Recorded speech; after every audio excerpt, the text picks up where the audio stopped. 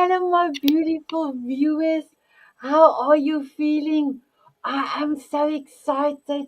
We're going to talk about money. Bring me the money. Money, money, money. I actually don't have a voice, but we can give it to Susie for the singing. So, my beautiful viewers, are you ready for a spectacular summit? It's a 2 hour summit, and I've got amazing guests. But first of all, I want to do a shout out to all the Diamond Beauties and Tanzanite Heroes. Thank you for being part of this incredible heart centered community. Thank you for just loving each other and supporting each other. And then I would love to introduce myself. I am Sanet Van Breda. I am from Johannesburg, South Africa, but currently staying in New Zealand with my beautiful daughter and my three beautiful grandsons and my son-in-law. And I have to take care of my beautiful little one. He's 7 months old. I've got an amazing co-host that is going to help me. So I just wanted to say thank you so much for being here. I am your voice amplifier. And if you look down below in the show notes, my beautiful guest and my co-host details is there, and you are so welcome to connect with any of them. They have done books as well, so we're going to direct you to their books as well. So I am truly so blessed to be here. So my beautiful Susie, will you please introduce yourself, and then we will go to Dr. Beverly, and then we will have Ted to introduce himself. Oh, thank you, Sinette. Good morning, everyone. It's so great to be back here with you again. We've got some amazing guests. I'm so excited. I'm Suzi Dent. I'm coming to you from the Gold Coast in Queensland, Australia, where it's just gone 5 a.m. and it's still dark outside because we're coming into winter now, but it's still not cold like it is in some of the countries with you where you guys are. So I'm an author of 4 books. My last book and my favourite book is called 60 is the New 40, The Ultimate Guide to Defying Age. And I'm pro-ager because there is nothing anti about aging. And we're going to learn all about, money tonight and how we feel about it when we're younger and how we feel about when we get older. Thank you for my sunflower glasses. Make sure you've got your glasses at home so that you can, I've only got these ones at the moment. So Jeanette puts these glasses on. So when things are, it's a positive thing. So if it's like finger clapping. So if you really like a comment, you can show the person by putting your glasses on. It's very cool. Jeanette came up with it. So now I'm waffling now. Over to you, Jeanette. Oh, thank you, my beautiful Susie. And then I just wanted to say, Susie, thank you so much for being my co host. And you're going to be my co host for every summer going till November. Thank you, thank you, thank you, thank you.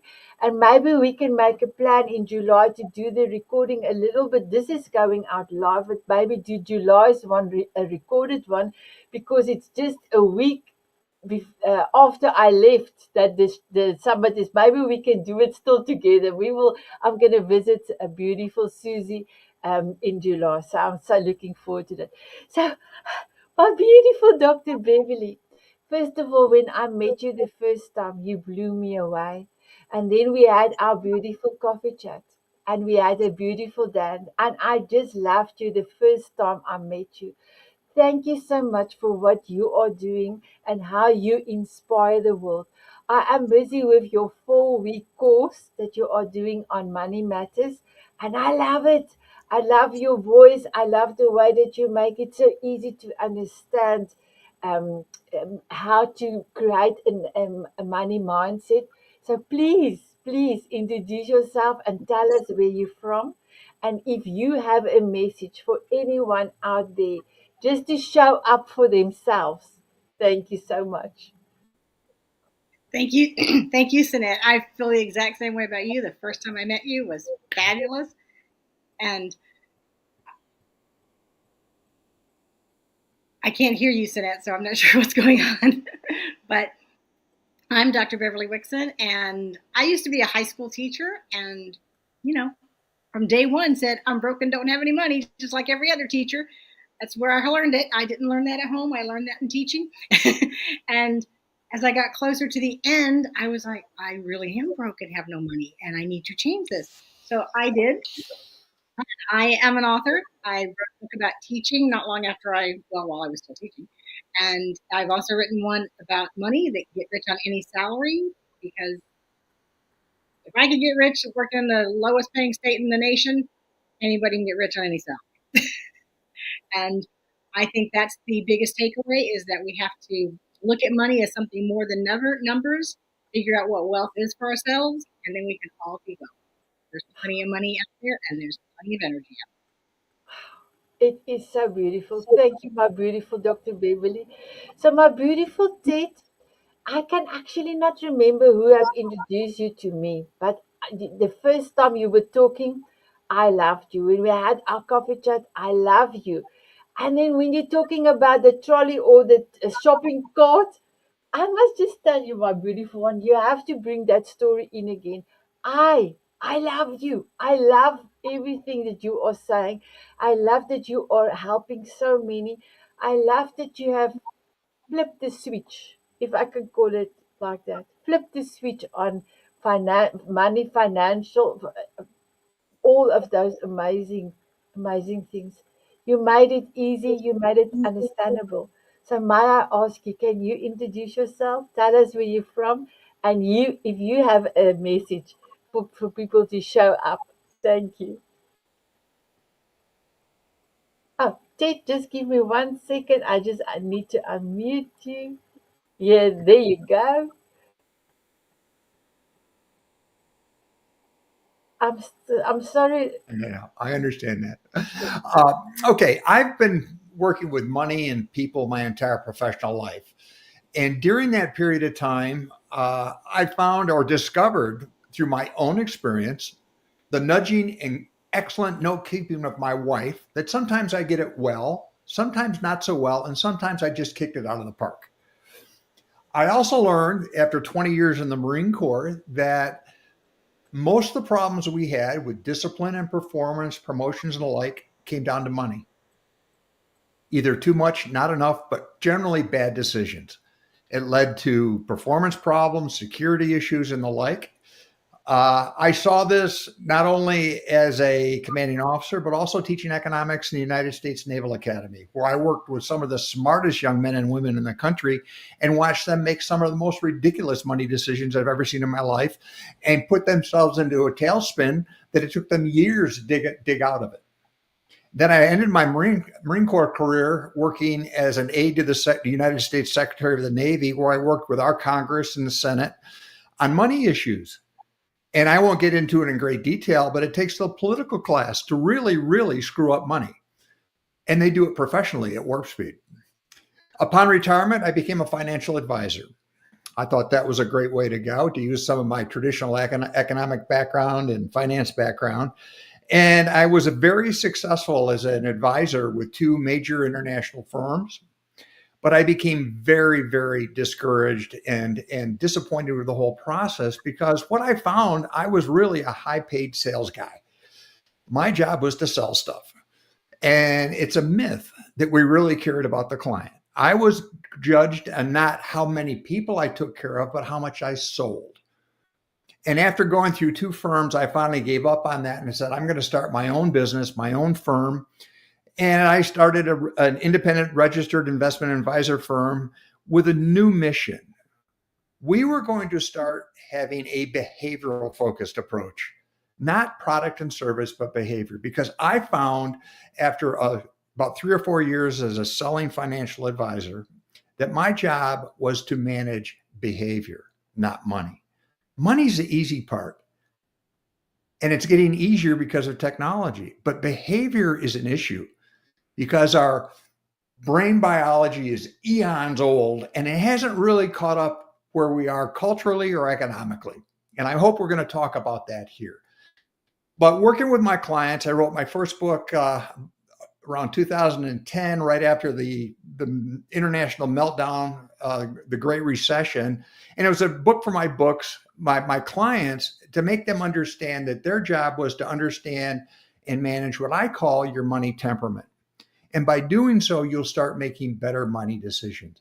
Well, that initial book morphed into another book, with a gentleman in the United States who's very successful financially. His name is J. Alexander Martin, one of the founders of the FUBU Corporation, large clothing line. And he was doing what every person with wealth usually goes through at some time in their life, is how fast can I spend it? And he burnt through about $8 million in about 2 or 3 years with nothing to show for it.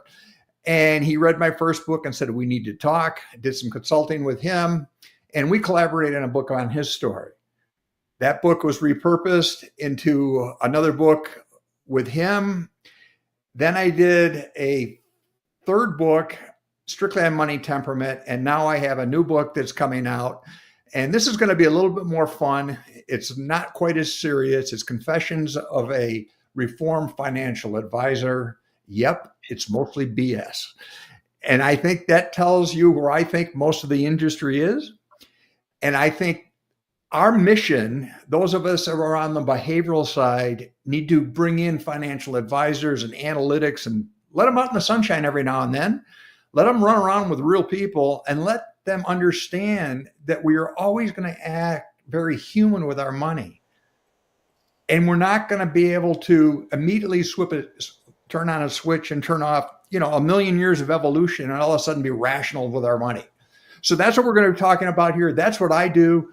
I've got all kinds of crazy stories about smart people doing really dumb things with money, and people who they don't think are terribly smart that are now millionaires because they're doing the right thing with their money. So this is going to be a fun couple of hours. Thank you. Thank you so much, my beautiful Ted. So, my beautiful Susie, are you ready to kick off your first question?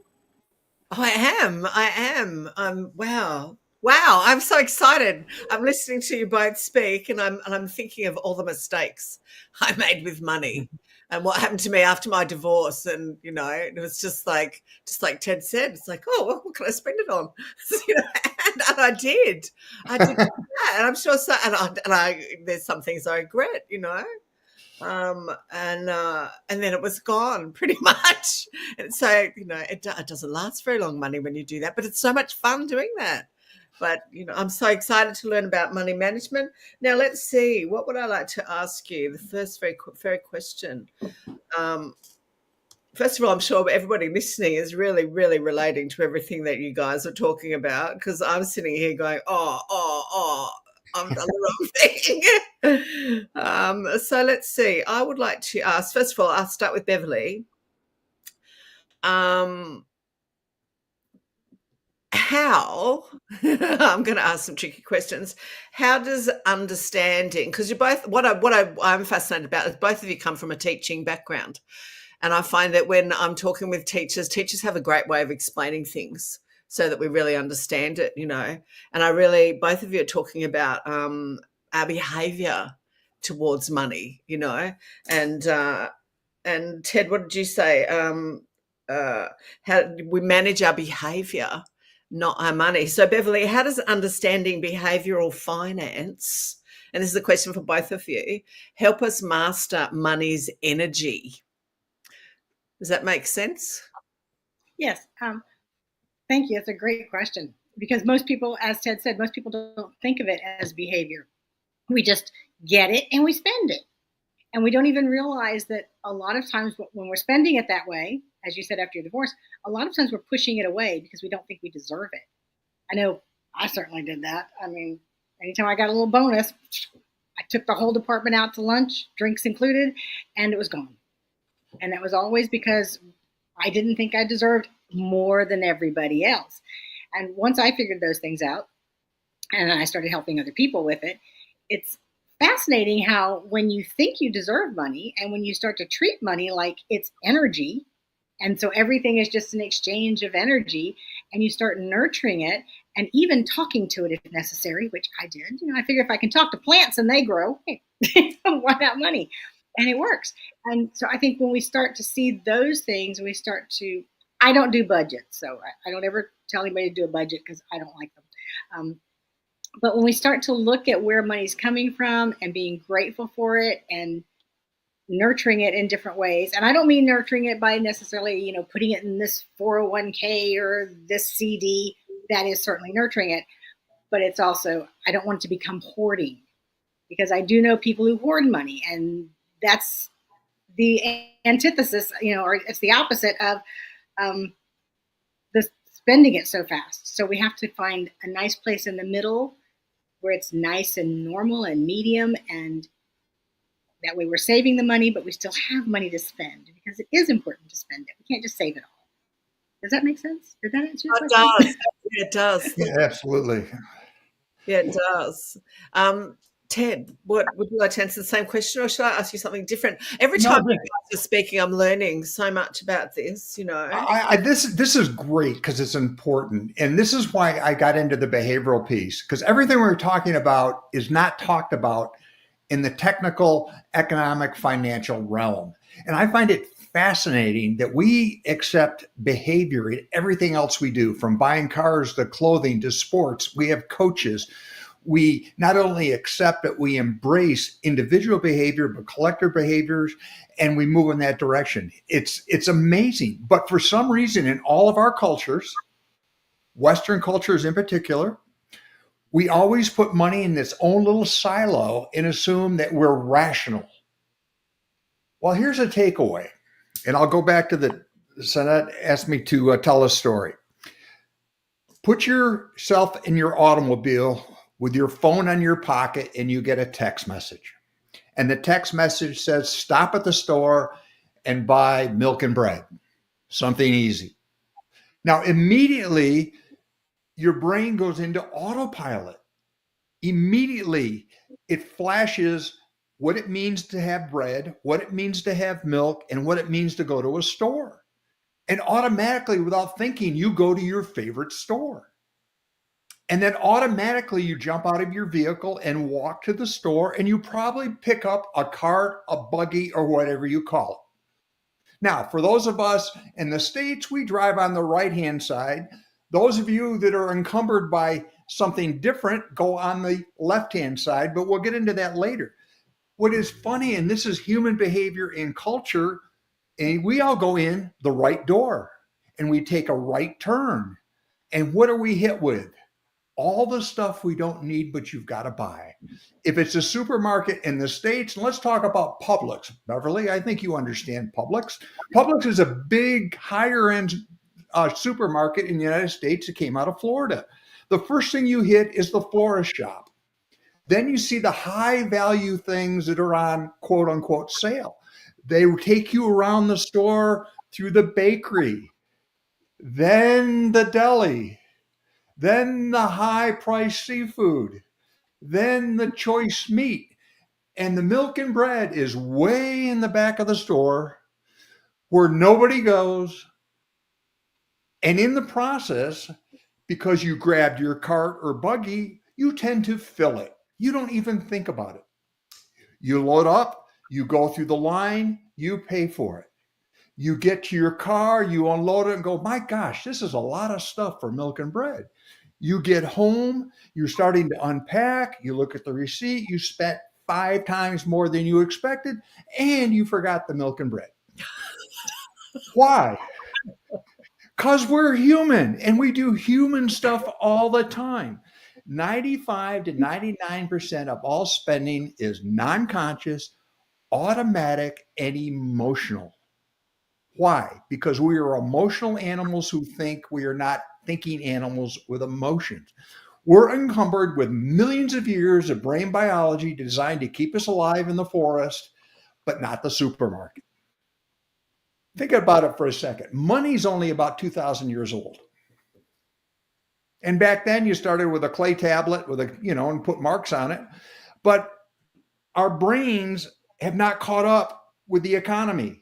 And the economy has taken incredible leaps forward in just the last 5 years with crypto and digital and all that stuff. And to be very candid, we're not good at this. We're good at staying alive and passing on our genes. Everything else is secondary. Oh, that's very, very true. Wow. I want to ask you another question. Beverly, this kind of mentioned this. How, and this is for both of you as well, how do we feel like we deserve money? You mentioned about deserving it.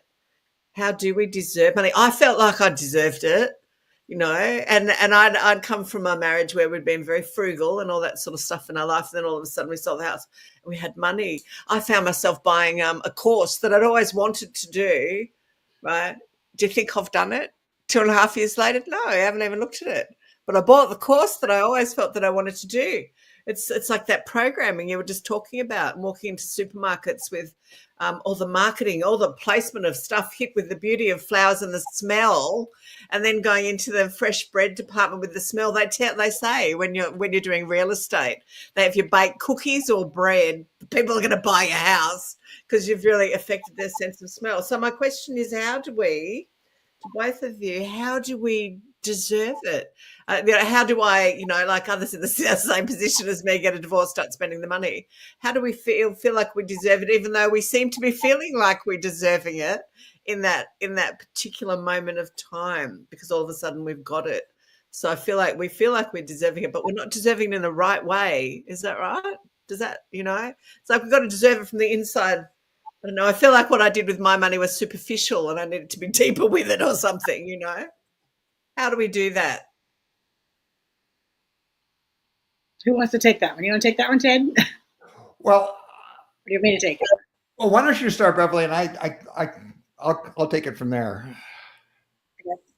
I think a lot of women, especially, and I work with women, we sometimes say, of course I deserve it, but deep down we don't believe it.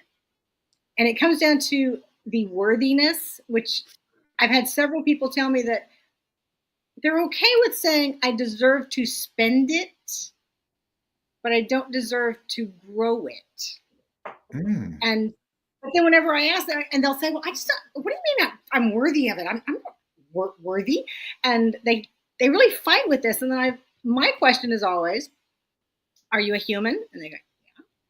So do you think other humans are deserving of having money? And they're like, of course, everybody is. And I went, well, aren't you one of those everybody? And then they start to realize it, but we still have to then go to work on the inside. But once I can at least get them to say, yes, okay, I get it. I truly do deserve it for the simple fact that I am living and breathing. I deserve it. I mean, you can look outside. Every tree has leaves at most times of the year. In Florida, that's most of the time of the year. The grass is there. No blade of grass comes up and says, oh, do I deserve to pop up through the earth? I don't know. No squirrel out there asks, do I deserve to eat that peanut? Trust me, they're fighting over them. So we have to do the same as humans. And our problem is that we have gotten into this, as Ted said, we really don't know how to deal with money anyway. So we've gotten into this thing of, I don't deserve it. I was told at one point in time, I'm not good at it. I was told money burned a hole in my pocket, and I spent 40 years proving it to my father that it did. We get into all these little mistakes. You made a comment, Suzi, that you had made some mistakes with money. And unfortunately, we tend to focus on the mistakes we've made rather than the good things we've done. And if we stop and look at how many times we've been good with money, we're going to find it outweighs the bad times. It outweighs the mistakes. But we focus on those mistakes because the brain is doing this whole thing of let's keep you safe. You've talked about rich people not being nice people, being mean, nasty, evil, and wicked. That's what we've seen in every Disney movie ever made. I love Disney, but the role models for wealth were not great. And our brain doesn't want to make us that. So we have to learn to dance with those things, clear them out, move them out, and even say, okay, you can flow through, but you got 90 seconds. Go ahead, do your thing. Feel the anger, feel the beating myself up, feel these things, but then find all the good role models so that we can start to follow them and then start to see ourselves. And that's how we get to deserve and worth. Beautiful. I've got beautiful Christiana. She is giving you sunglasses and say, wow, goosebumps moment, goosebumps moments. Thank you, Christiana. Love you, Michael, all the way from Canada. Ted, all over to you. Yeah, we're addressing an area again. As a professional financial person, I can't tell how many hours of training, lectures, seminars that talked about the technical stuff of money, but never what we're talking about here. It's like if you wanted to learn how to drive, there are two ways we can do this. I can sit down and give you 2 or 3 websites, a manual, and an engineering degree, test you on it, that you understand the engineering of an automobile, you passed all the road tests, and then hand you the car keys. You're probably going to kill yourself. Or I can sit down and we can have a behavioral discussion. How do you think and feel about driving? What's your intent? What do you want to do? How's your dexterity? How's your vision? And then walk you through some training, some hands-on skills to determine your unique driving abilities, which is unique to you. Then you have 2 people, you went through both programs. Which one are you going to give the keys of your car to let them borrow it? The person who has the engineering track or the person who has the behavioral track? It's going to be the behavioral person. So why don't we apply this for everything else? And this is what got me so passionate about what we're talking about right here. I spent years learning how to be a technician. And I can do stuff with a spreadsheet that'll spin your ears, but you don't care. Because really it has no bearing on your success. The problem we're missing in every textbook I've ever read, every training I've been to, and right now in the United States alone, there are about 20 million different articles, books, and publications on money and personal finance and financial literacy. Less than 0.05% talk anything about behavior. Does that make sense? Not at all. I wouldn't fly with somebody that learned how to fly that way. I wouldn't drive, but we trust people with their checkbook, their credit cards, their future, assuming they took a course in finance and they're going to figure it out. That's a dangerous way to do things. And it's probably going to end up with financial disaster. So what we need to understand, and this is what I cover this in depth in the new book, but about 95% of what we know and think about money is behavioral. It's how we're naturally wired, and we're all unique. We've got a money fingerprint, if you will, that's unique to you. And if you've ever had a discussion with a partner, spouse, friend, or children about money, it became very obvious that their fingerprint about money is different than yours. Another way to look at it, we all have our own individual money personality, or what I call your money temperament. It's who you are. And it's good. Now, here's the other problem that drives people nuts.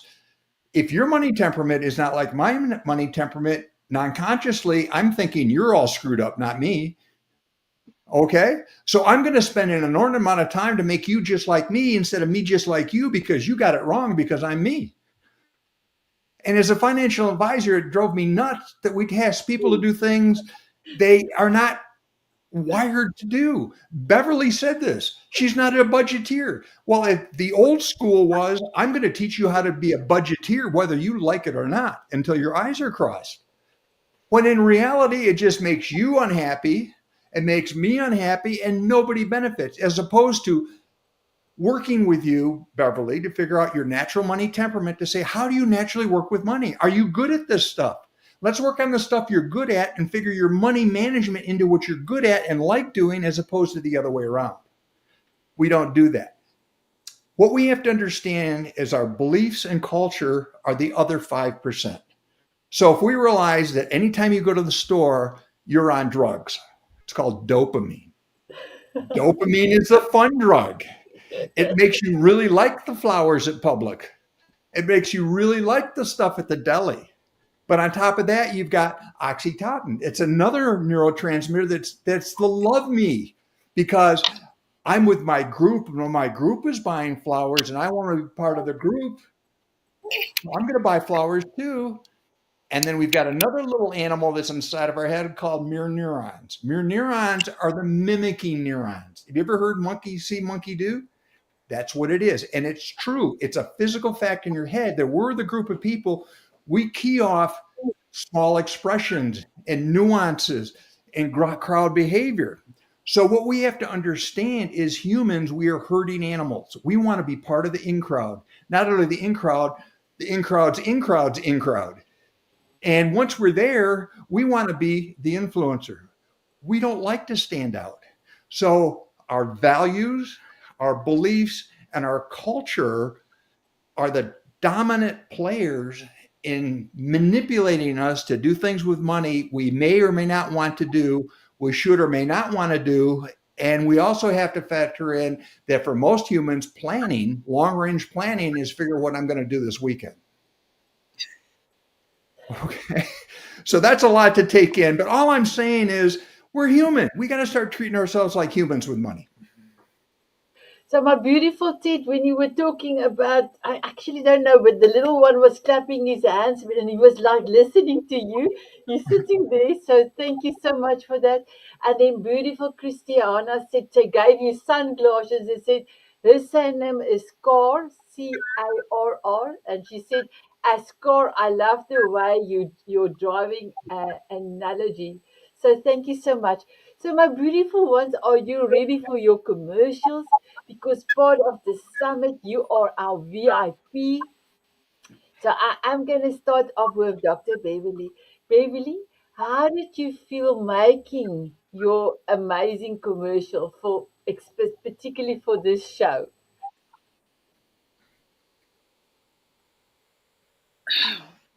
Well, I was really happy when I got it to 55 seconds. I gotta tell you. It kept going to 56 and 50. I felt it was unusual. It was not something I was ready for. I was I don't know how I felt doing it. It was fascinating, and all I can say is I got it done. Thank you. We're going to find out when we looked at it how it is, because we're going to get insights from beautiful Ted and Susie. So, my beautiful guests and my beautiful viewers, are you ready for Dr. Beverly's commercial? So, here we go.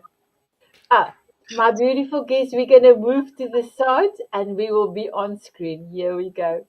Or your next $10,000 didn't require hustle, spreadsheets, or sacrifice, but alignment, healing, and a little bit of rebellion. I'm Dr. Beverly Wixon. For years, I thought money was all about strategy. I 10x my savings in 6 years. I helped women save $10,000, $20,000 in 6 months. But something was missing. It wasn't until I released the buried emotions, the betrayals I thought I dealt with, that everything shifted. Not just my finances, but my general happiness, my joy, my friendships, my life.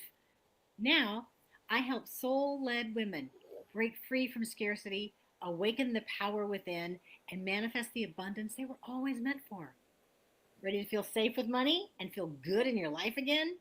Click the link below to join my wait list and be among the first to know about my upcoming course.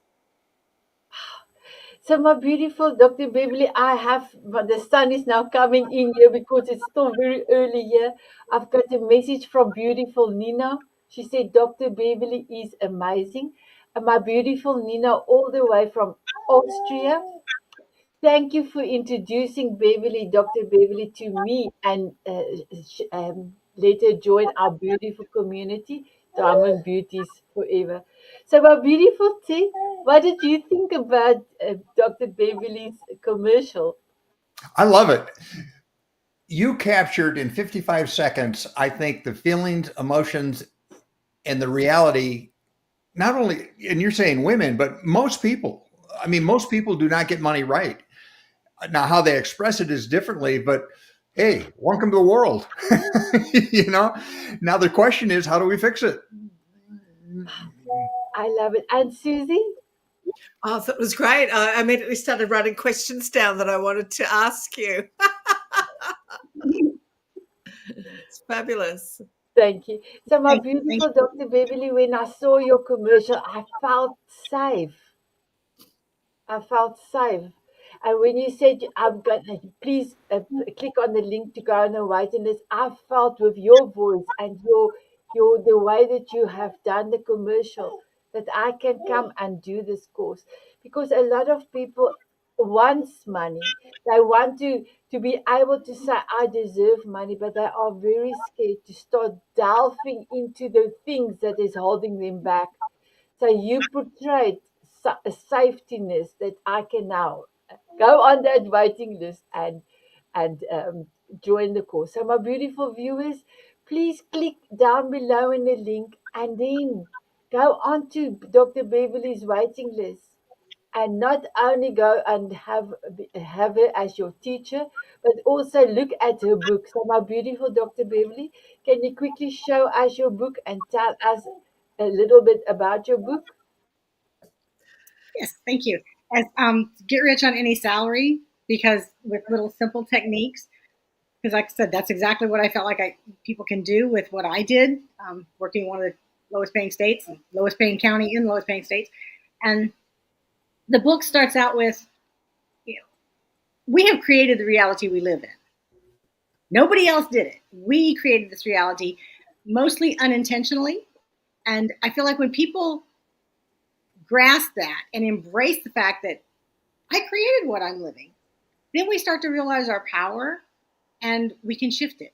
If we created this unintentionally, we can create more intentionally. And at the end of each chapter, there's a simple exercise at the end of each chapter to do.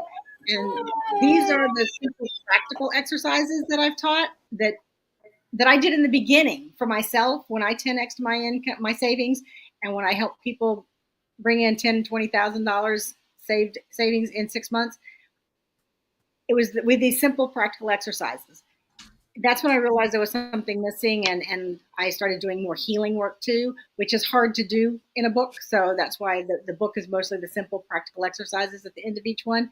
And there's a couple of links for you to get things. There's a QR code to get a meditation, and there's a couple to get a couple of my other free things that are some of my favorites. So go grab it. It's on Amazon. And my beautiful Dr. Beverly, you also came to Soul Diamond Author's Journey. Yes, Yes, my darling. that Oh, was fascinating. and you also shared your book there. So my beautiful ones, I will also click and put it in the link for you to go and watch beautiful Dr. Beverly. She was our author's spotlight author. So we've got quite a few messages from our beautiful Susie. Can I hand the messages over to you, please? Yes, absolutely. So we've got Nina there saying, hello, beautiful. Dr. Beverly is amazing. Our amazing commercial from Begin With Guidance for you, Dr. Beverly. Dr. Beverly's mysterious money technique is so powerful from one of our other viewers. Then we've got Love You, Sanet from one of Sanet's fans. Smiley faces, and Dr. Beverly's book is a step-by-step guide to help you create a life you want and enjoy an abundant life. So you've got a huge fan there, and obviously someone that's read your book, which is excellent. Thank you. It's always lovely to know that people are watching you when they're scrolling down the screen. Oh, so I want thank you. to ask you, Beverly, can I ask you a question? How do we, or maybe just one tip, how do we manifest abundance? Because, that was the first thing that popped into my mind. I have a mantra: money comes frequently and easily. And I'm sure other people out there have mantras. But I'd really like to, as you said, 10x your salary. I'd like to 10x my mantras so I can 10x my salary too. So how do we manifest abundance, Dr. Beverly? Oh, it's not difficult. It's simple, but it's also not easy, because you do have to look within. You have to look at what you're doing and face yourself. And that's the difficulty of it. But it's simple in that you can do it with simple exercises. One of my favorites is to track income. And income is not just money, it's everything. Track it and be grateful. Whether you go to the store, that lovely store, and you discover there's a BOGO, or you get to the register and you realize there's a discount, or you get to, they have these rewards dollars on so many things now, and you can use those. Or you go someplace to work or to the car dealership and they give you a free cup of coffee while you wait. All those things count. Finding $5 in your jeans, all those things count as income, because it's money you didn't have to spend, that you were planning to spend but didn't have to. Or it's money that you found sitting in a pocket that obviously wasn't doing you any good while it was sitting in that pocket. or maybe it's a gift card that you've had for a year and suddenly you can use. I track that, and that's one of the things I first started doing, and what I still do all these years later. And every time I do it, I just make sure to say thank you, whether it's finding a penny or whether it's finding an extra $100. Gratitude is the fastest path to abundance, in my opinion. And the second fastest, really close second, is forgiveness. Forgiving ourselves for the mistakes we've made, forgiving other people for their part in the mistakes we've made. And those two things combined bring lots of wealth in so many different ways. Oh, thank you so much. That's amazing. I absolutely love that. Wow. So, my beautiful Susie, can we go over to beautiful Ted's commercial? So, Ted, how did you feel doing this amazing commercial of yours? Hurried. Getting everything you want to say and capable of saying in 55 seconds is next to impossible. What I was trying to make people understand that there is a solution. Beverly talked about it, and it's between our ears. It's not going to the bank, building another spreadsheet. It's getting your arms around who you are, where you want to go, and why you want to get there. That's what I talk about. That's what the money behavior system is about. And I'm not sure if I conveyed it in the commercial, but we're going to talk about it anyhow. So, here is beautiful Ted's commercial. We are all going to move to the side. Here we go. Welcome to Money Matters. I'm Ted McLyman, and I've worked with people and money my entire life. I'm just like you. Sometimes I get it right, and sometimes not so much. I'm an author, founder of Dream Smart Behavioral Solutions, a former financial advisor, and this is what I've discovered. Humans basically are not hardwired to work well with money. It's true, and you probably know that. What I'm going to share with you today is why what you think and know about money is probably technically correct, but wrong for you, your unique money temperament. I'm going to walk you through my revolutionary money behavior system to help you make better money choices immediately. Join me. Incredible. So, my beautiful Dr. Beverly, what do you think about beautiful Ted's commercial?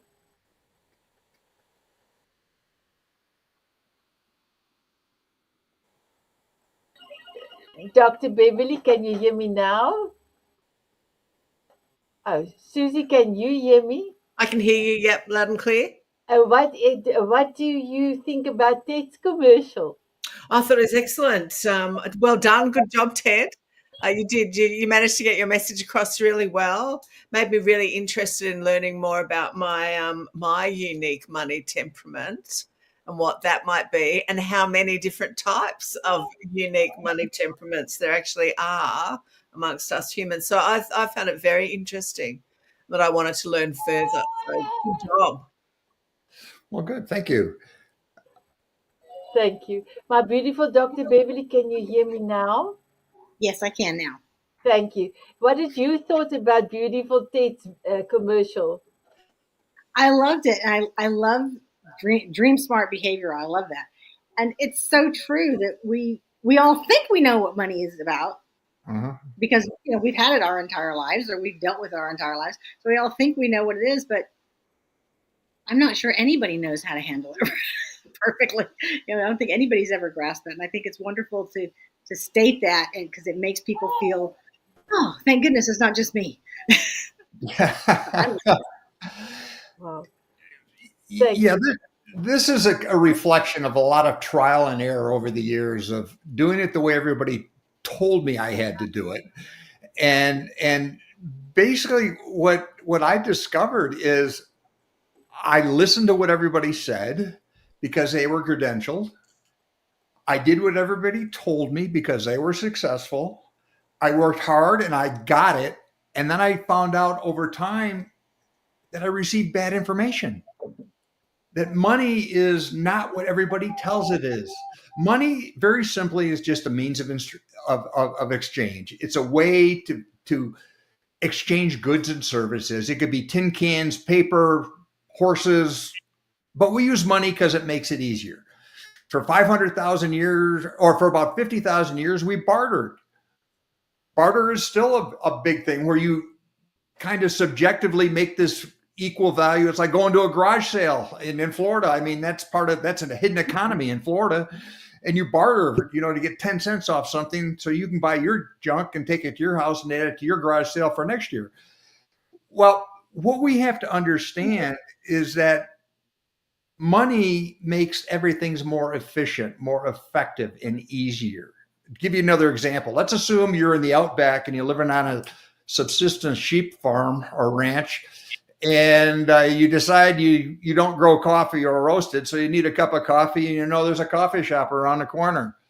So you put everything together, you grab a priced chicken, you go in and you order yourself a super supremo caramel espresso, and you go to pay for it, and you hand the clerk a chicken, and you tell them in your best outback accent that I'm sure this is more than the value or the worth of a cup of coffee.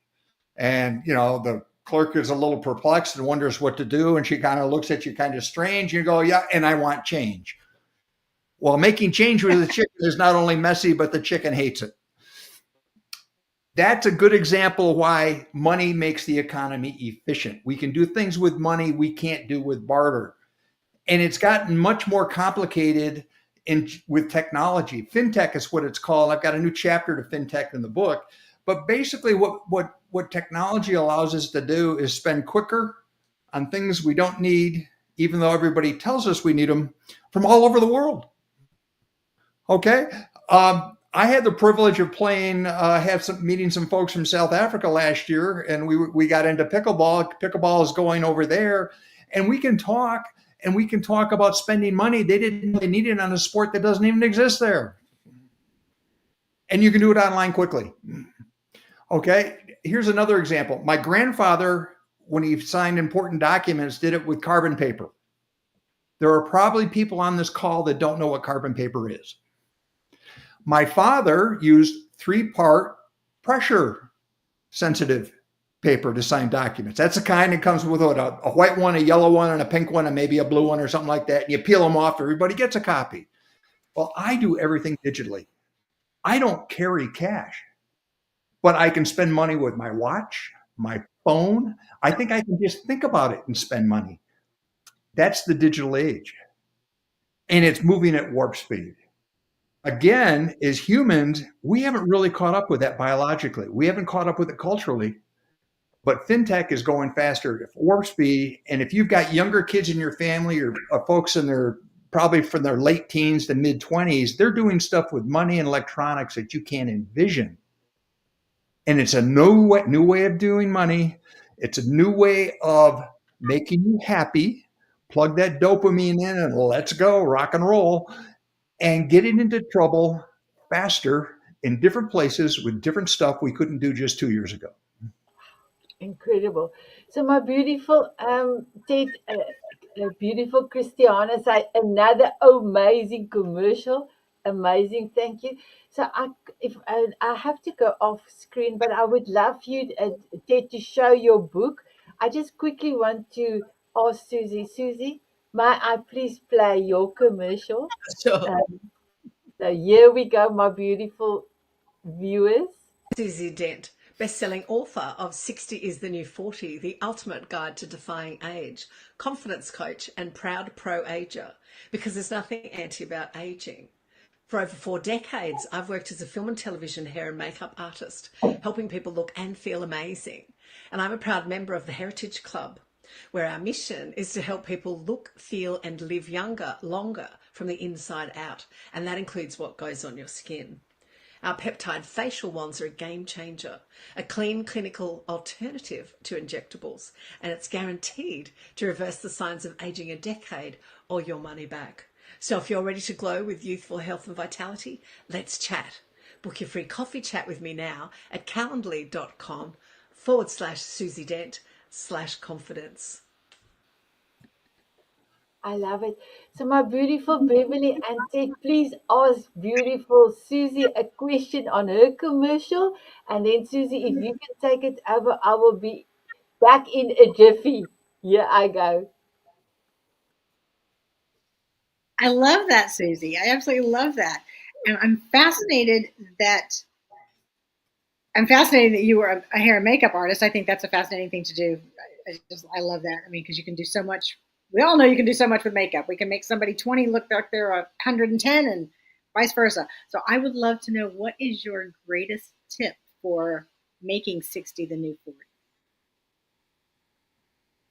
My greatest tip, thank you. That's an excellent question. My greatest tip, interestingly enough, would be mindset. If you think you are old, you will be old. If you think you can't do something, you won't be able to do it. If you believe that other people say you're not good enough, you look old, if you believe those words, just like with money management, then you're going to be older. In Australia, men have this saying. It's like an answer to. It's a greeting in a way. So you say, "How you going, mate?" And the answer is, "Oh, doing okay for an old bloke." So if you imagine that 12 times a day, that's his greeting, he's only doing okay. He's an old bloke, right? So 12 times a day, he's putting into his mind and he's programming himself that he's not actually exceptional. He's just doing okay and that he's old. And I've picked up a couple of men on that. And I say, how about instead your greeting can actually be fit, young, strong, and vital. Thanks. How are you? And immediately, and the energy is raised. The dopamine is kicked in because you're feeling fit, young, strong, and vital when you're saying it. You're projecting that onto the person that's actually asking you. So you have a lot more energy about your answer. They feel the energy off you and they feel that you're fit, young, strong, and vital. Ergo, you shall be. So I liked writing about things like that. I think it's as we get older and we're all over 40 here, that it's really important, the life lessons that we learned, that teach the younger generations about it. We've learnt all these things. It's important to pass this knowledge on. And as a film and television hair and makeup artist, I can make you look 100 years old. I can make you look like you've gone through the window of a car with your face. Which I actually quite like doing. I've been doing it. I've been working in film and TV for 42 years now. So it's been my life's career. I'm one of those highly creative people that can do lots of things. At the moment, I specialize in covering people's tattoos temporarily. So, like private clients, like brides, we have a lot of people with tattoos in Australia, and especially in Queensland on the Gold Coast where I live. And I've provided this service. It's quite tricky to color match. So if you imagine a sleeve, you've got one color arm here and, the tan's here and it's lighter here. And as you can see, I have freckles. So I hand paint freckles on as well. So I will color match both. So you don't actually know you've got this big sleeve on. So brides, I get flown around the country to do this, which is great fun. And, something really nice to find a niche market, because it's tricky to get the color right. The product lasts for like 48 hours. Doesn't come off on a dress or anything. But I have, not having any tattoos myself, I have a kind of perverse pleasure in covering them up and making people look like a clean skin. I have this gorgeous people say to me, why do people cover their tattoos? It's like, because I've given them a choice to do that. Sometimes women will put on a bridal dress and lace and a sleeve of tattoos just doesn't go. It's like the eye is not drawn to the beautiful face and hair and makeup and the beautiful gown. It's drawn to the heaviness of the tattooed sleeve. So take that away and the focus is straight away back on the bride. So I really enjoy doing that. It's fun. I'm expanding that business to, hire more people around the country to do it, which is good as I build it. But it's certainly been a fun career, that's for sure. Ted, what would you like to ask me if I haven't already answered questions that you may have? Yeah, I love that commercial because you validated everything I said in the previous segment about how our brains work with an offer. It was emotional. It had benefit and value. It would give me something that I non-consciously desire, is feeling younger, energetic, and vibrant. You explained that there was a guarantee. no risk, or you limited the risk. It was something I wasn't aware of. And I find it fascinating that I can get shop on the other side of the world off a website, and you figuratively will show up at my house with a package of this stuff, and I will be better for the rest of my life. That's what a commercial should be. Love it. Excellent. Thank you, Ted. Yay. I'm so excited that I did that well. Oh, look, I've started using this amazing product because I've been into products my whole career, making women and celebrities look good. It starts with the skin. And I'm not into Botox or fillers or anything like that. We have a lot of that in this country as well. We have the big lips. Not Yeah. that there's anything wrong with that. Any of you that have Botox or lips out there, that's everybody's aging is their own personal private journey. I just choose to not get into shooting chemicals in my face. But having Well, products that are good, and help you have nicer looking skin longer is much better for your overall health. the Australians I worked with on active duty, I think they lived in the outback, slept on their back looking at the sun, and washed their face in dirt. So anyhow, they have a completely different perspective on taking care of their skin. Yeah. Well, I think most of it used to be if you had a suntan, you were protecting your skin against the sun. Yeah. Was how I was raised, and then we realized as we got older, no, you really do need to wear sunscreen. That's why you've got cancer on your face. Oh yeah, well you can always become an opal miner, I guess. That's right, and work underground. Absolutely. Absolutely. Now I've got some questions for you guys, along with what I do. So if you don't have the right money management, that's going to cause stress, isn't it? And stress causes us to age. Stress is one of the biggest causes of aging, and not managing one's money correctly, as I have experienced, that stress can cause aging. So, Ted, without finding out our unique money temperament, some people, do you have like categories of people, like say 5 different types of money thing? Yeah. Is one of them like more prone to being more stressed about things? Well, we cut it into, we have 9 different categories, but the key takeaway, everybody's unique. Everybody has a unique money temperament. It's a function of your biology, your culture, your upbringing, your background, your life experience, and whatever. What I tell everybody is the financial world is fixated on a one-size-fits-all cookie-cutter approach to everything. You need this product, you need to do this thing, you need to have this house, do this, that, and the other thing. And I reject that. I believe you need a one-size-fits-you approach.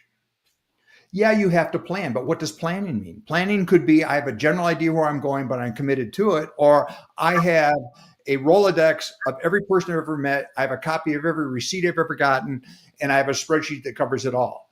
I'm not saying either are wrong, either are right, but if I'm going to impose that spreadsheet on somebody that has a general idea, it's going to blow up. And that's going to cause anxiety. On the other hand, if I take that person that is generalist and tries to enforce her process on the guy that lives and dies on spreadsheets, that's going to cause anxiety at that end. So the key takeaway is, well, let me just quickly run through what I mean by the money temperament. First is, what are your values? What is truly important about money to you? And you have to ask this, and you can use a NLP program of chunking, but you just want to keep chunking it down and chunking it. So there's nothing more important in your life about blank and what's it going to cost. And for most people, it's not stuff. It's legacy, it's family, it's health. So if that's important, now let's look at your real values. Look at your calendar and look at a bank statement. Where you spend your time and where you spend your money non-consciously are the values you're living. What causes anxiety when you realize that the values you're living do not correspond with your emotional values that you think are important about money. Something's got to give. You either got to change the values or change the lifestyle. So if I have a person that is spending, $2,500 a month playing golf, that's fine. If that's his value and that's his lifestyle and that's his mission in life, I can teach you how to do that. But if he stops and says, no, I want to support a mission in Queensland, well, that's probably not going to work. Next thing is, what's your natural money temperament? Natural money temperament is just your natural money personality. It's how you naturally feel and think about money, and it's not going to change. It is set early. And it's 95 to 99% accurate. It's who you are with money all the time. When under stress, you definitely default to that. So if you're a spender or a saver, I don't care, but you need to know. If you're a risk taker or risk avoider, I don't care, but I need to know. So that's the key point with money temperament. Money temperament, and in the new book, I have an exercise to go through, and we have instruments that we developed commercially through DreamSmart that is much more exacting. But the key is you can have values, but if you're not wired to do what you think you want to do that's important, it's not going to work. So what is important about money to you? Is it supporting your values? Do you know your values? And values are different than goals. Goals are usually stuff. Values are what is important to get the stuff. Does that make sense? Absolutely. Next is money knowledge. Money knowledge is two things. It's technical knowledge. And I guarantee that unless you're working in the industry professionally, your technical knowledge about money is not up to speed. What I'm talking about is learning style. Beverly will probably jump on this as a former teacher. Learning style is how do you process information? Are you an auditory learner, a visual learner, a tactile learner? So in consequential business decisions or financial decisions, and you're being presented documentation or a sales pitch, ensure you're getting it in your dominant learning style. If you're a visual learner, make sure you're getting graphs and pictures and things. If you're an auditory learner, make sure you take the time that everything is explained to you in words that you can regurgitate or parrot it back to them, that you absolutely know what's going on. And if you're a tactile person, man, if you're buying a car, go back and look at the garage, walk through the shop, touch things. We don't do that enough. In money in particular, the sales process is all multi-learning style, visual, auditory, tactile, colors, and we understand all that process. But when you get to sign the paperwork, it's very analytical. It's very, very one-sided. It's numbers and numbers. That's why people who are taking in on the sales process blow it when they're signing the paperwork, because they're not wired to take the information. They don't know what they're doing. The last piece is money strategy. Money strategy is just a big picture view, but the key is your strategy has to be built on your values and put together in a way you can work with it. Then you do the money plan. The money plan is the stuff, the products and services to get your values. What I find very ironic, steps 1, 2, and 3, which is values, temperament, and knowledge, are not addressed in any planning document or model in the Western Hemisphere. They start right with what? Goals. You're here. How much time do we have? If I can show you how to get that car in 45 months on $200 a day, blah, blah, blah. Any reason we can't get started? That is different. The other piece is your plan and strategy has to grow from your values, your temperament, and the way you process information.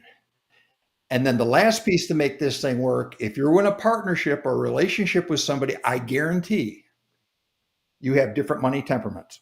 I guarantee you probably have different values about money. I guarantee you probably process information differently. Well, that is a horrendous conflict if that's not resolved along the process. So I'll give you a quick story and then I'll shut up about this. I had a situation not too long ago. A widow came in and she said, my dearly departed husband, blah, blah, blah. And I was being asked to go through the estate paperwork. And she was convinced that the guy was great and done well. Well, I got through the paperwork and I looked at it and he left her a mess, an absolute mess. And with great care, with her son sitting across from us, because he knew what was coming, I said, it's not looking good. And that gentleman turned from the dearly departed to the dead bastard in about 10 seconds. Okay. All I'm saying is don't let that happen to you. Very wise words. Thank you. Thanks, Ted. That was so fascinating. I'm sure everybody at home is learning so much, and it's really making you think about how you can learn more about yourselves and how you can learn more about how you deal with money. I've got a question for Dr. Beverly. And I think this is for both of you as well. There must have been a pivotal moment in your life, Dr. Beverly, where something changed with money to change the way you started, behaving with it. Can you tell us a little bit about that, please? Yeah, mine came in January of 2013. My former partner, but we were still friends, we had made a purchase of a home together, and he was going to fix it up. And then it was supposed to, I refinanced my own mortgage, and this was supposed to be a rental property that would help me. It would pay my mortgage. It would be part of my retirement. And that we had done that in about 2007.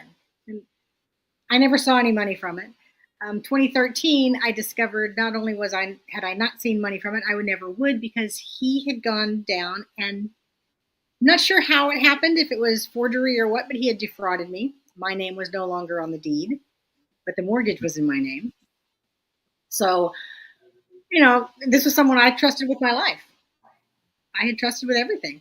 And I immediately called the attorney, and fighting over that. But at the same time, that same week that I discovered this, I was still teaching, and someone said, "We can't afford to save, Bev. We're just teachers." And I went, my head just like spun around like in The Exorcist. And I didn't say anything out loud, but I thought to myself, why? We're intelligent beings. We are all sitting here, intelligent people. Why did I let this happen to me? Why are they saying they can't save when I know about what they make and I know about what their expenses were? I went home that night, checked my retirement savings, and was floored that all these years I had been saving, as my financial planner told me to, and I had very little to show for it. Because just like Ted said, this financial planner had basically sold me the product, and that was it. Heard from him once in a blue moon, and that was it. I called that next day and said, we need to talk. Got him, after I screamed and cried and kicked myself and beat myself up, and called that guy. He wasn't a dead bastard, but I called him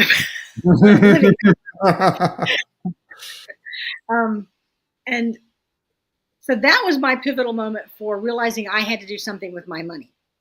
I realized that I could no longer depend on somebody else. I had been raised that, you grow up, you do the right things with money.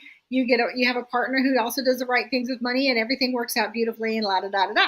And it didn't. So that was my pivotal moment with money, and that's when I massively changed what I did with my money. And I did every manifestation thing I'd ever heard of to manifest what I think I truly manifested, a fantastic new program with my financial planner, because I told 2 other people about it that week who had the same company, and they couldn't get into it. So I truly believe I manifested that.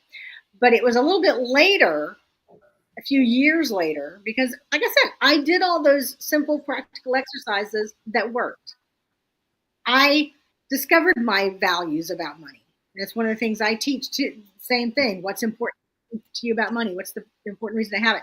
I did all that stuff. I changed my money. I still traveled. I did everything I wanted to do while I was 10xing my savings and while I was helping other people. But then there was this moment of, okay, I'm doing this. I'm still able to do things, but for something's missing in life. And that's when I started going into healing and healing my own anger, because I thought I had dealt with that betrayal, but it was still there. And there were other betrayals that had happened after it that I had called into me to continue that, because I needed to learn to love myself, to trust myself, to completely change within. And that's what my program is really about. You get this awareness, then you elevate, and then you empower yourself. You become empowered, because it's not just about money. It's about loving yourself more than most of us have ever been taught. And then that creates the whole evolution in your life to where you can bring in money, you can spend money, and money is still growing. And it's not just money. Like I said, you're finding wealth in different ways.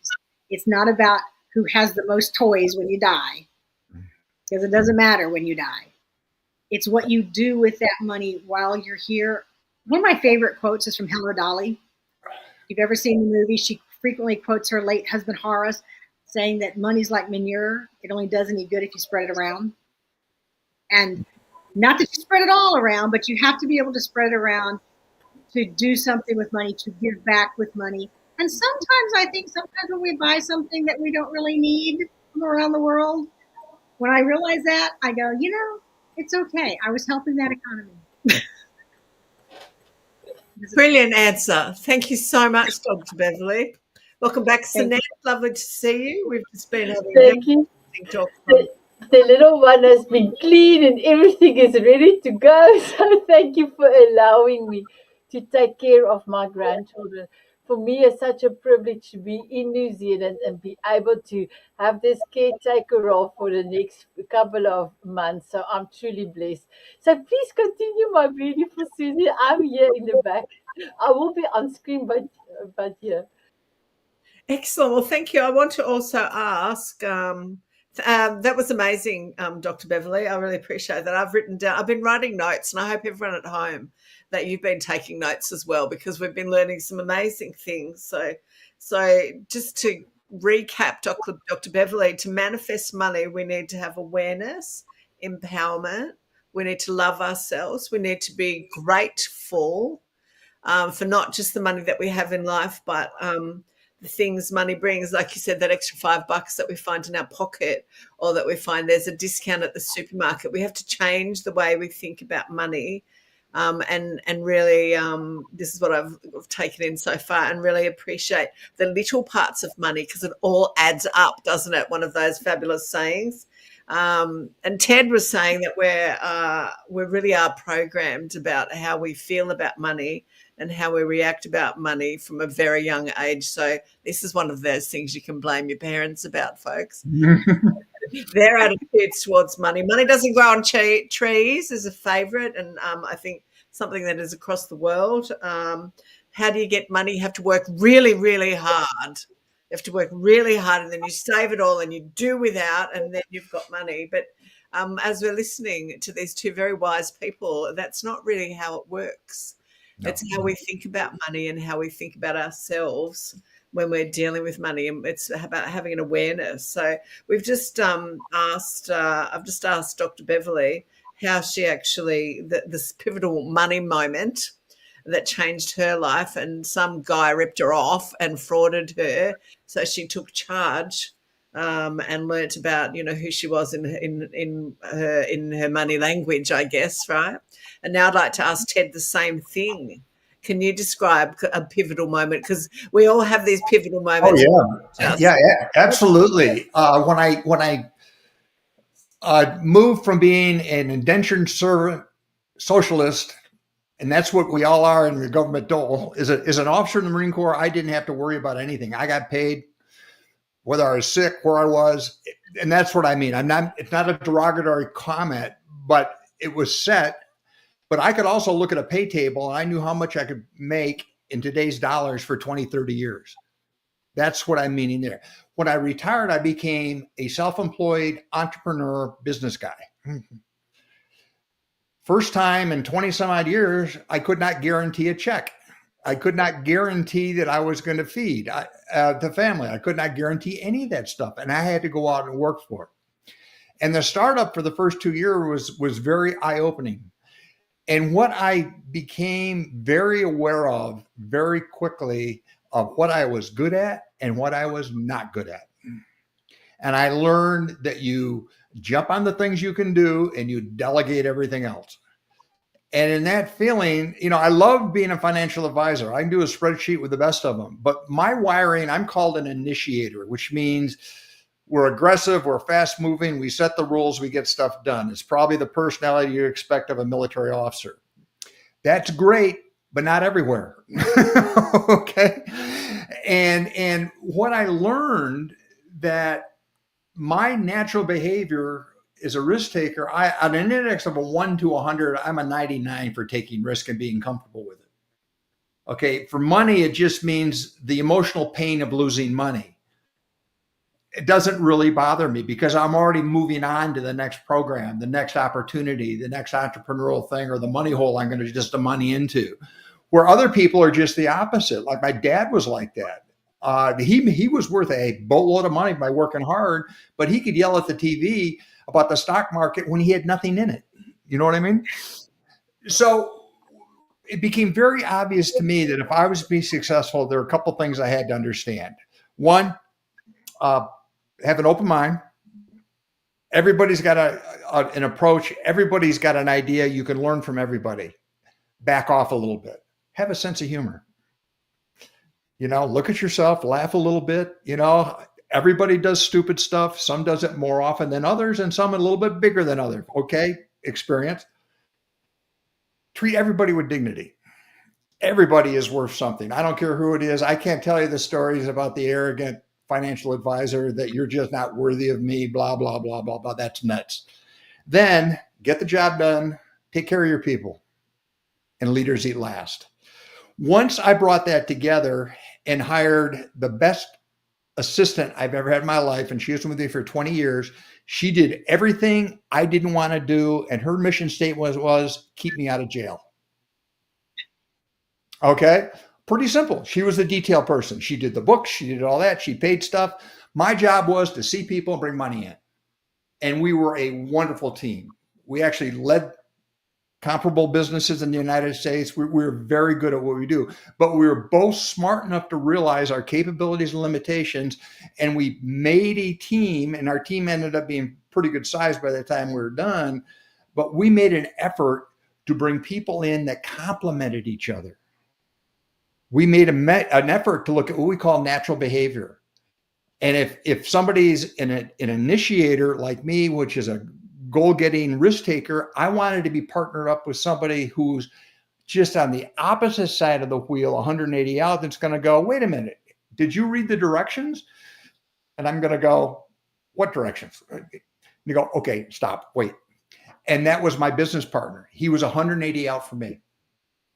But on the other side of the coin, he could be in a room by himself and alienate 6 people. Okay, he had that kind of personality, but he was brilliant. He was absolutely brilliant. So once we figured out who did what the roles, it was very, very successful. So for me, it's sitting down and taking a very honest, introspective look at yourself, and don't sugarcoat a thing. If you're a jerk, you're a jerk. Just be your jerk and understand how you mitigate that, or get with other people that like you if you're kind of a jerk. You know what I mean? Oh, thank you, Ted. That's great. I appreciate that. How were you? So, did you go straight from the armed forces Yeah, to being a financial advisor? I did. When you retired, so you spent a lot of time in your life in positions of delegation. Yes, absolutely. That sort of job, it's going to Well, and then on active duty, my last 2 years, I was an aide to the United States Navy, Secretary of the Navy, and I worked budget issues. So I worked with the Congress and the Senate and all that stuff. And I saw the good, the bad, and the ugly, and a few other things. So, but it's very different with working a multi-billion-dollar budget and then working your own budget that is like $10,000. Yeah. So it was a very, very rude awakening. And I know a lot of people that are in the same situation. And I would say, if you have something in your life that changes radically, you've got to stop and breathe, count to 10, realize that you're going to get through it, but you have to do a very honest assessment of what has to change, good or bad. There's a reason that that a lot of people that win the lottery or professional athletes are broke 18 to 20 months after they get that check. They did not let their behavior catch up with the money. And that's hard to explain, and it's hard to educate. And we do a terrible job of circling people they become enablers of spending, which is dangerous. And it's tragic. I had the opportunity to work with a number of young professional athletes that were making ridiculous amounts of money until they got hurt. And now they're, working at a mechanic someplace, or they're driving a bus or something like that. And, when you're now 38 years old and you've gone through $25 million, that's hard to explain. Yeah, absolutely. In your training or in your books, do you tell people how to manage their money? No, I don't do that. Yeah. My job is, and that's an excellent question, because I've had people buy my books and said, this is not what I expected. I'm not going to help you pick products. In other words, it would be negligent on my part to say I know enough about you from reading my book that I would be qualified to impose my strategy on you and help you design your plan without knowing you and while they're going through it. Right. What I want to be is the front end that is missing from 99.9% of all financial planning programs. Because if you know who you are, I believe, and I think Dr. Beverly will support this, if you know who you are, that's 80, 90% of the problem. And the financial industry is not wired or focused on figuring that out. Now, they'll figure it out eventually, because if you've been working with somebody a couple of years and then something blows up or something changes, you're really going to understand where the priorities are and the personalities and all that kind of good stuff. All we're saying is, why don't you figure it out early? Yeah. Avoid the anxiety. Unless you have the right person to guide you. The average person is not going to know, are they? They're not going to know they're not even going to know that they have personality. No. The average person is going to take a course on personal finance, which is going to teach you how to do a budget, which you can't do anyhow. They're going to teach you how to balance a checkbook, which you haven't done in 20 years.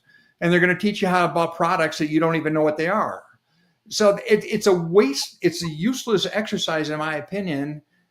But the entire financial literacy in every place I've ever been in Western society is based on, I'm going to teach you how to build the engine. I'm not going to teach you how to drive the car. Yeah, that's very, very true. I'd like to ask both of you now. Did you have something that you wanted to ask, Sanet? Because I'm on a bit of a roll here. So I'm going to go from 10. I'm going to go to you, Dr. Beverly. Can you give us your top 3 tips that you would recommend for money mindset, to get into the right money mindset? Top 3. To manifest, Be grateful for everything. Be grateful for what you have, what you've already created in your life. Acknowledge what you have right now, the current reality, and be grateful for it, because there was a time that you wished for it. And one of the examples I like to give about that quickly is, when I left teaching, I was like, I'm going to sleep as late as I want and stay up as late as I want without grading papers. And I did it. And a couple of years later, I was like, God, I got to start getting up earlier. And when I realized, I used to wish for this. I created this life. I created being able to sleep late, to sleep till noon if I wanted to. And so then it just became, okay, so what do I want to do now? Obviously, I did that without thinking. So now, being grateful for it let me know, if I could do that unintentionally, what can I do intentionally? So being grateful for it and tracking your income. Like I said, I track everything still, and I'm grateful for it. Whenever I track it and find that $5 in my pocket, or a $20 bill in a coat that I haven't worn in 10 years because we haven't had any cold weather, I'm exceedingly grateful for it. So I think gratitude, tracking the income, and forgiveness. Forgiving yourself, forgiving others, because we are all powerful beings. We all came here to learn things. And perhaps that betrayal, and this is what I have told myself even, that betrayal that I had, the defrauding, it had to happen. If it hadn't happened, I would not have looked at my own finances and realized where I was. I would not have taken control of my finances. I would have kept assuming someone else is going to take care of it. All that needs to happen is the school board needs to pay us more money and I'll be fine. Mm-hmm. I would have kept believing that had I not been betrayed. And so I forgave him and forgave myself for how stupid, literally, that I felt about it. I had felt that I had done something wrong. And those, I think, would be my top 3. There's a whole bunch more. Finding your values and everything else, but those are my top 3. If you're explaining to a 12-year-old about what being grateful looks like, would you say that if we just look at this and go, I'm really grateful that I have this lipstick and I had the amount of money to buy it. Would you explain to a 12-year-old that we can say gratitude out loud, or do we think it in our head? And how do we actually, in a really basic term, go about making ourselves be more grateful? One of the things I love is that you can just walk out to your mailbox and say thank you with every step. I think it was Einstein who said he said thank you 100 times a day to the scientists that came before him, that he was standing on their shoulders. And to me, being grateful is simply saying thank you. It can be silently, but I like to say it out loud. And you can start with that. You can also, when you pick up a glass of water, just think briefly, thank you for having clean water, for whoever laid the pipes, whoever's doing the filters over there at the reservoir, whoever created the glass. Thank you to all these people. And you don't have to have some major gratitude ritual at night. I know people who do. They sit down and they spend 15, 20 minutes writing gratitude every night. You don't have to do that. You don't have to do something major in the morning. It can just be all day long. Say thank you for everything. And because thank you for, and thank you and saying I receive it. Because so often, and I notice this especially with women, somebody even says, oh, you look great today. And you're like, oh, this whole thing, I just pulled this out of the back of the closet. Instead of just saying, thank you. Thank you.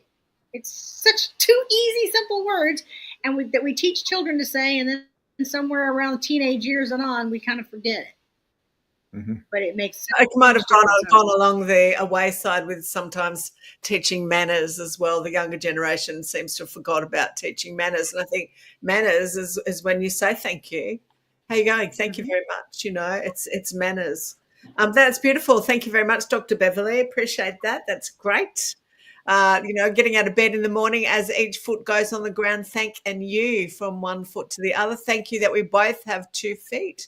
Thank you if we only have one. If we only have one, that we have our eyes that we can see and our bodies and our hearts still beating. Thank you for the gift of aging, because aging is a gift, when you're starting to get older. It's a gift that we've got here. Now, Ted, I would like to ask you what your top 3 tips for money mindset are, please, sir. Yeah. First, wealth is peace of mind in your chosen lifestyle. If you totally define the lifestyle and you are supporting yourself physically, emotionally, that's where you should be. And focus on that. That's true wealth. There's no money piece there. You can be just as broke on $300,000 a year as you are on 30. You just have more stuff you can't afford. And it's usually a little nicer.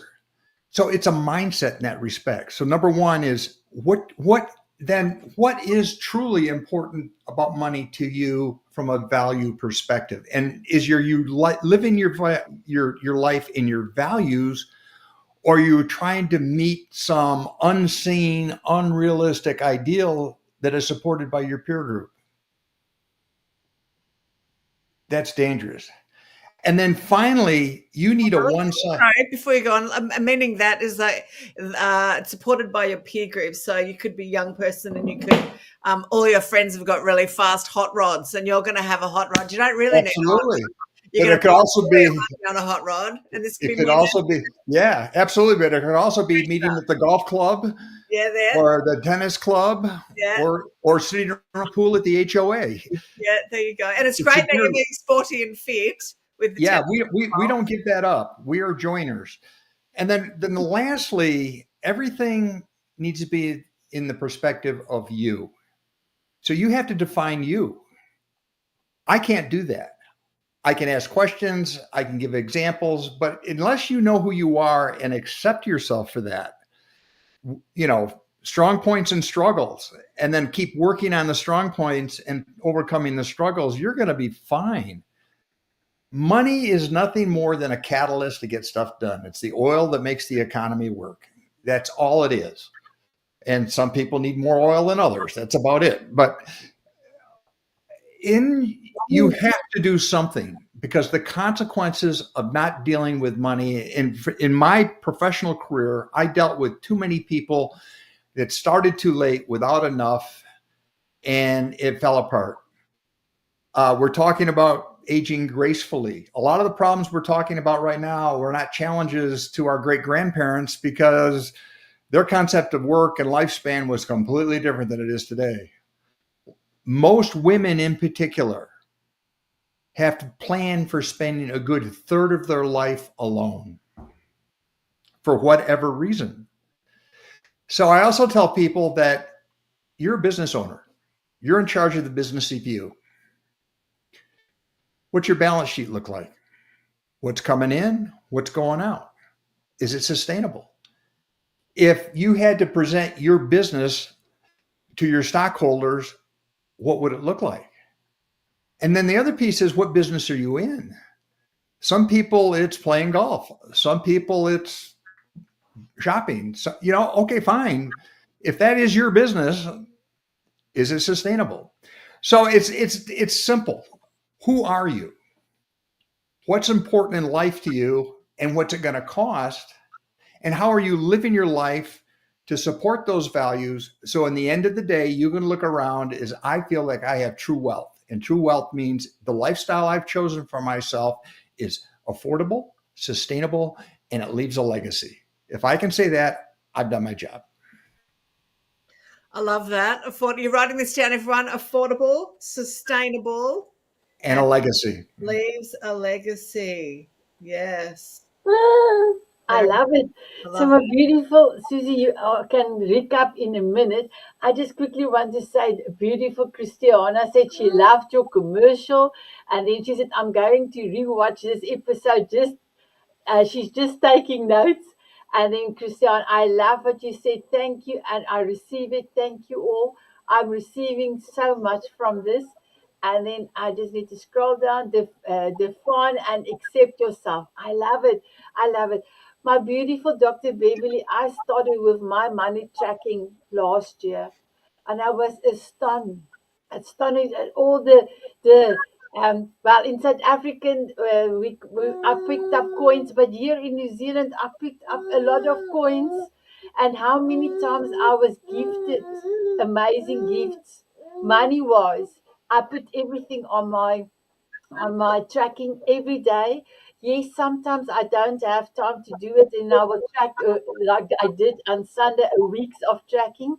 But I never stop thanking God for all my miracles that is happening with me. So I love it. So my beautiful ones, I am going to quickly play your commercials again, and then Susie, I'm going to give it to you. So my beautiful, oh, and I didn't play our commercial. So first of all, please allow me to play my commercial. All of you will be in the Diamond Moment magazine.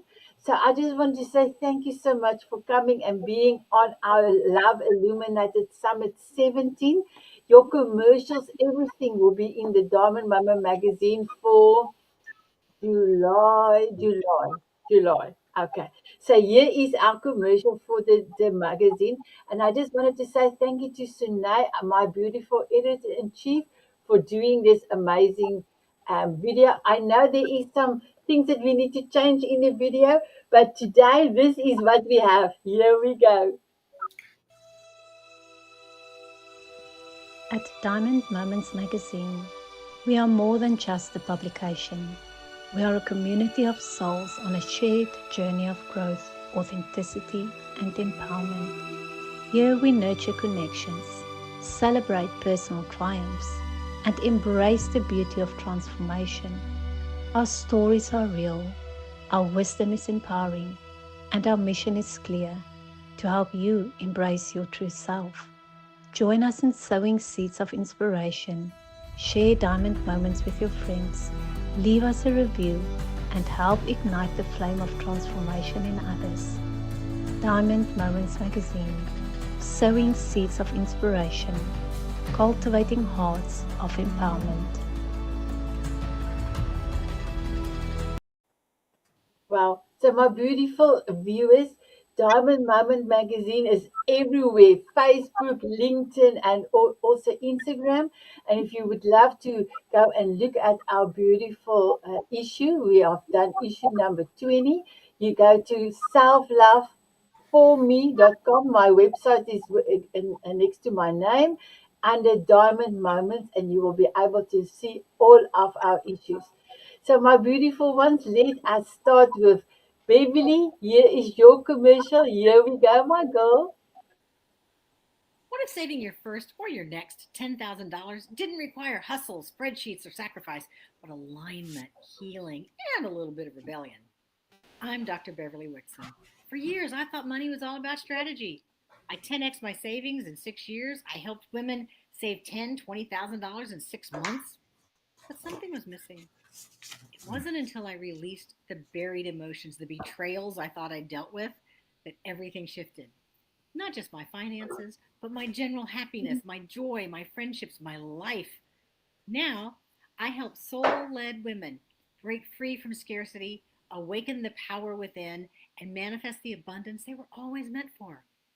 Ready to feel safe with money and feel good in your life again? Click the link below to join my wait list and be among the first to know about my upcoming course.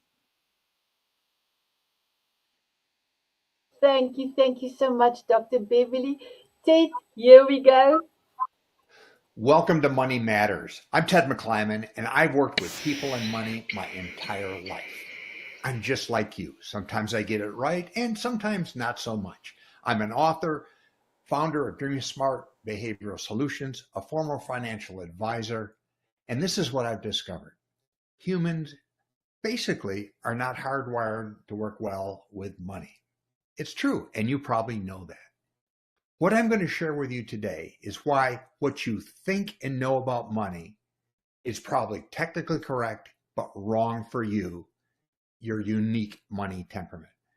I'm going to walk you through my revolutionary money behavior system to help you make better money choices immediately. Join me. Beautiful, thank you. And then the last commercial for this amazing show is beautiful Suzi's. And just before I play Suzi's beautiful commercial, I want to do a beautiful shout out to beautiful Howard Brown, sending you all my love. I love you forever and thank you for inspiring all of us. So my beautiful, this one doesn't want to let my hand go. Let my hand go, my beautiful one. I need it. I need it. Thank you. My beautiful Susie, here is your commercial. Hi, I'm Suzi Dent, best-selling author of 60 is the New 40, The Ultimate Guide to Defying Age, confidence coach and proud pro-ager, because there's nothing anti about aging. For over 4 decades, I've worked as a film and television hair and makeup artist, helping people look and feel amazing. And I'm a proud member of the Heritage Club, where our mission is to help people look, feel and live younger, longer from the inside out. And that includes what goes on your skin. Our peptide facial wands are a game changer, a clean clinical alternative to injectables, and it's guaranteed to reverse the signs of aging a decade or your money back. So if you're ready to glow with youthful health and vitality, let's chat. Book your free coffee chat with me now at calendly.com/Suzi Dent/confidence. I love that you have done a commercial with the pens. So my beautiful Cristiano, she's an amazing magazine and a mission of love, truly. So my beautiful Susie, I would just want to say thank you so much for being my co-host.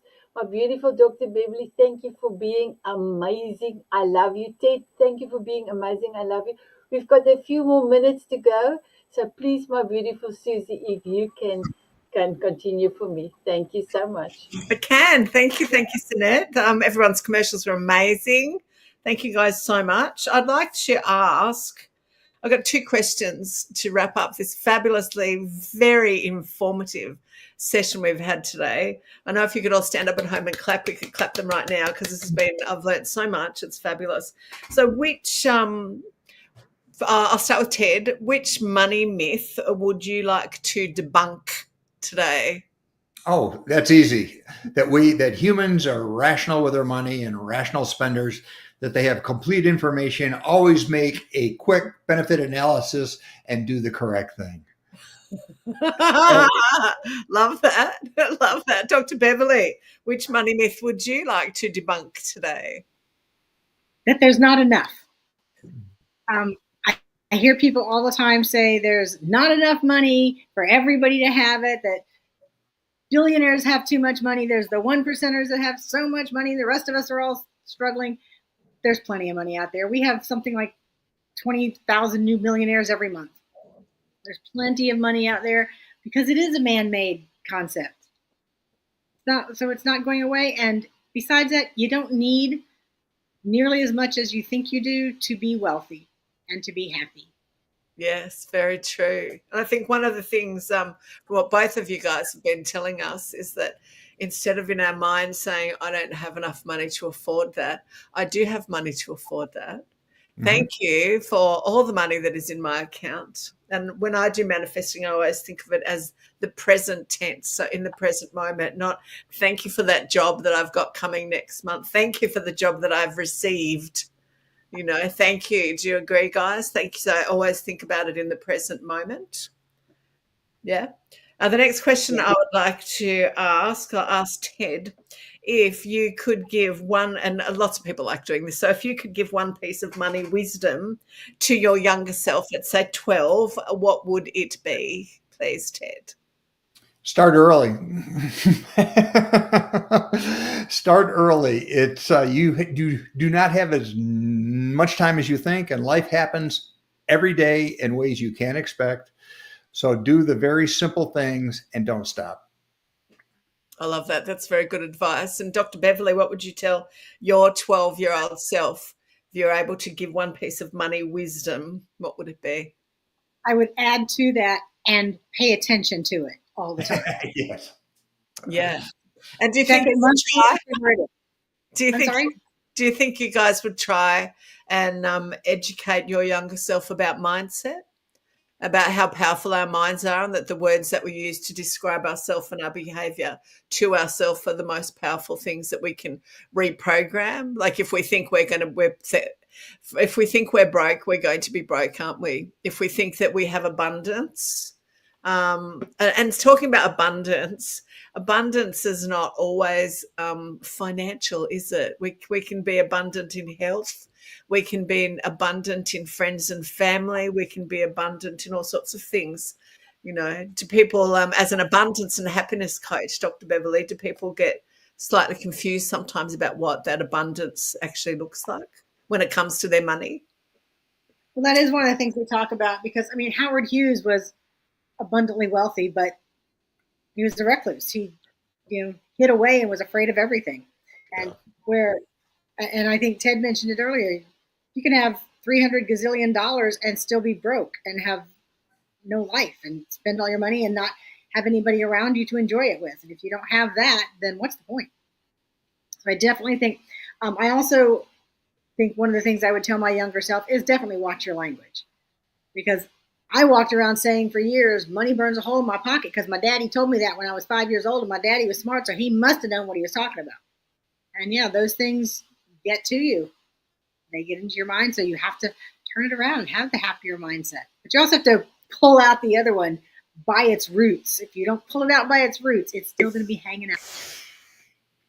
Oh, absolutely. I think one of the things that's missing as far as money management in school is some of the basics, like counting back coin and counting back money, change, how to count back change.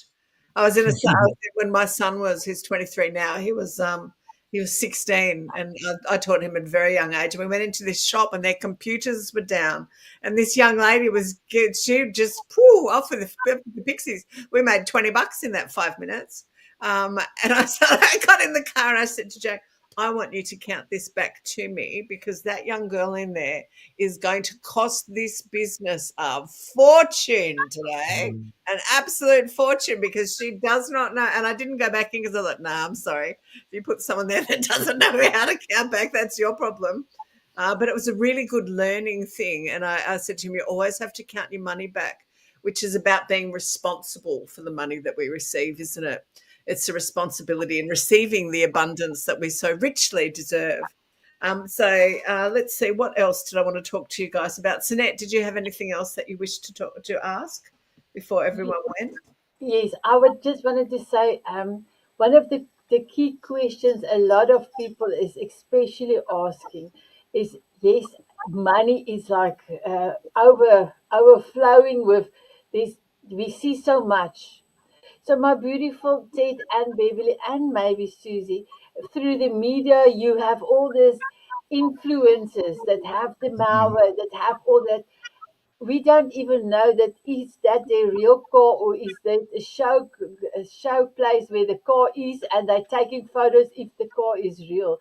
So my beautiful Ted Beverly, how does the social media, the social influence out there influence a lot of people's thinking around money? Yeah, that's a great question, and I touched on it earlier. Biologically, we're not really designed to deal with modern technology, influencers, social media, and everything that goes along with it. When our we let our guards down, our brains are soaking in billions of bits of information every second, and it's mostly non-conscious and very quick, and we make associations because of who we are as humans. We have the same brain biology as our ancestors did that were building the pyramids. What is different? Technology, culture, and things along it, but the biology is the same. We have to understand that we are wired. The default is lazy, quick reactions, chase the shiny, be part of the clan, et cetera, et cetera. Today's marketers know all this, and they target that. I call it the feeling brain. It's the primitive ancient brain is targeted 24/7 with colors and sounds and smells to force you to do one thing: buy, be part of the cool kids. You just have to know yourself well enough that you can put up your own shield to protect you from that. I feel so sad for some of these younger folks. They can't break away from the influencer culture and some of the things they're doing and some of the things they're spending money on. Quick story: we worked with the dental students in the place I used to live, and we were working with a brand new graduate dental student. Built him a wonderful financial plan. Would have taken care of his debt, got his practice going. He came in 3 days later to put his plan in place, driving a brand new BMW. He didn't buy it, he leased it. That one decision of about a 28-year-old new doctor set him back 15 years. And we couldn't help him. Wow. And he did it because the salesperson said, I saw that you just graduated. You need a vehicle that represents your station in life and your future lifestyle. Don't think he needed a 700 series BMW, just that, but that was just me. Wow.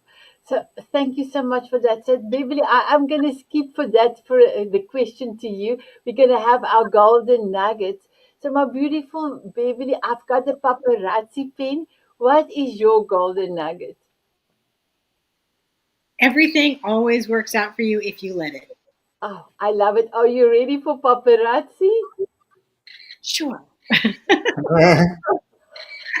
I love when you say sure. My beautiful Ted, what is your golden nugget? When it comes to money, you are ultimately accountable and responsible for whatever you do and what you fail to do. I love it. Are you ready for paparazzi? Here we I'm go. ready. My beautiful Susie, what is your golden nugget? Oh, thank you, Sanet. My golden nugget is age is just a number. It's what you do with it that counts. Oh, I love it. Are you ready for paparazzi? And can I ask you, Sanet, what is your golden nugget? Thank you for asking, my beautiful Susie. My golden nugget is if your why is big enough, you can do anything, you can do everything. And I'm ready for paparazzi. So, my beautiful ones, we've got 2 more minutes to go. My beautiful Dr. Beverly, how are you feeling at this moment? I'm feeling very validated. Very a lot of the things Ted said. When I first saw that he was a financial planner, I thought, oh, we're going to be like on the opposite ends. So it was so nice to hear that coming from a man's perspective, especially that we're very much the same. It's Oh, a yeah. lot of it is mind, and we have to know ourselves first. And I think that was so important. I'm feeling very wonderful about knowing that this is coming from multiple different directions, so that people have different ways to learn that they have to know themselves first. And because of the way that you gel, my beautiful ones, I will come to have a meeting with both of you because I will soon have my own TV network, and I think you will have an amazing TV show. The two of you. We tried last year something, but it didn't work. It didn't. I could not let it catch on with the network. But I will come back to you if you are willing and you wanted to co-host a money show. I will come back to you. My beautiful Ted, how are you feeling? Um, this is validating. Um, I'm kind of a strange duck in the financial industry in the sense that I reject 99% of what they're trained to do and the people that gravitate towards it. And I'm on a mission to fix that. And it's very frustrating because I've been doing this a few years that in the industry, I usually get a very patronizing head nod that we get it, but move along, please. And then on the other side of the coin, the behavioralists are often going, money's too hard, we don't want to deal with it. I'm on a quest to bridge that gap and work with people that are in a common mindset to say, you can't separate the two anymore. We got to bring them together. So So let's do that. I was asking how you feeling about being on the show today. Oh, Happy. that's what I'm saying. It gave me all of that, and this gives me hope. I mean, it's lonely up here in Tennessee every now and then. Thank you. My beautiful Susie, how are you feeling? I'm feeling very inspired by changing my money mindset. I've learned a lot listening to Dr. Beverly and Ted. It's been very informative, as I'm sure it has been for everybody else. And I'm very grateful to have been here and learnt from them and been able to ask some fabulous questions and find out lots of things about our money mindset. So thank you guys very much. It's been awesome. Thank you, my beautiful Susie, for being helping me with being a co-host, helping me to take care of my little boy. He is so beautiful. I just put him in a box. Oops, it's In not a box. working. It's not working. It's not working. Just give me 1 second. Let me just see if I can show you Oh, quickly. yeah, yeah, Oh, there you are. There he is. He's literally in a box. Hey, Zachary. So, perfect. so my beautiful ones, Perfect. I wanted to dance out, but this we cannot. So I'm just want to say thank you, my beautiful viewers, for watching. Thank you, my beautiful audience that have come there with their questions and their sunglasses. Thank you, my beautiful Dr. Beverly. Please continue what you are doing. You are truly heaven sent to so many. Thank you, my beautiful Ted, for what you are doing. You are truly heavenly sent for so many. And then, my beautiful Susie, you are truly amazing. And I am so honored that you are my friend and that you love me. And I'm going to see you soon. We're going to have a summit in June again. So, the third Monday of June, we're going to have our next summit. And we're going to talk about kids, how we can help kids to have manners, how we can maybe bring in the financial part for kids as well. But this is all going to be part of for kids because it's on June the 16th. And in South Africa, June the 16th is a youth day. So that's the reason why I wanted to talk to the youth. And the youth is like 12 years old and 28. We want to cater for all of them. So, my beautiful viewers, thank you. Here is my kissy to all of you. Please have an amazing day. Look after yourself. Smile often and keep on dancing. Bye bye, everyone. Thank Bye. you.